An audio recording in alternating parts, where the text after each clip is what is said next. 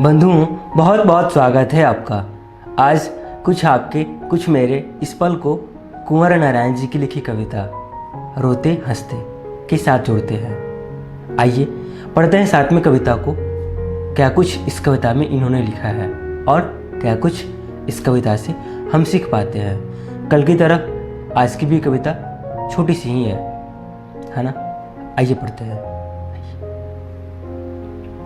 एक बात पूछूं आपसे, आपने कभी इस बात का गौर किया है कि अब जब आप बहुत तेज हंसते हैं लगातार कुछ देर तक तो आंखों से आंसू निकल जाते हैं?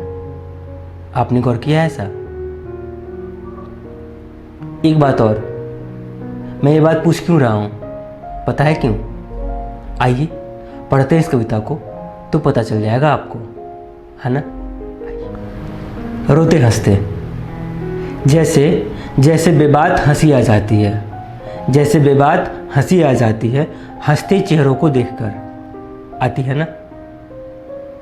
जैसे बेबात हंसी आ जाती है हंसते चेहरों को देखकर। जैसे अनायास आंसू आ जाते हैं, क्यों? रोते चेहरे को देखकर। जैसे बेबात हंसी आ जाती है हंसते चेहरों को देखकर। जैसे अनायास आंसू आ जाते हैं रोते चेहरे को देखकर। और बस कविता की आखिरी 4 पंक्ति, है ना। हंसी और रोने के बीच, हंसी और रोने के बीच काश कुछ ऐसा होता रिश्ता। हंसी और रोने के बीच काश कुछ ऐसा होता रिश्ता कि रोते रोते हंसी आ जाती, कि रोते रोते हंसी आ जाती जैसे हंसते हंसते आंसू। समझा आपने? एक बार फिर से पढ़ूं क्या? हंसी और रोने के बीच, हंसी और रोने के बीच काश कुछ ऐसा होता रिश्ता। हंसी और रोने के बीच काश कुछ ऐसा होता रिश्ता कि रोते रोते हंसी आ जाती जैसे हंसते हंसते आंसू।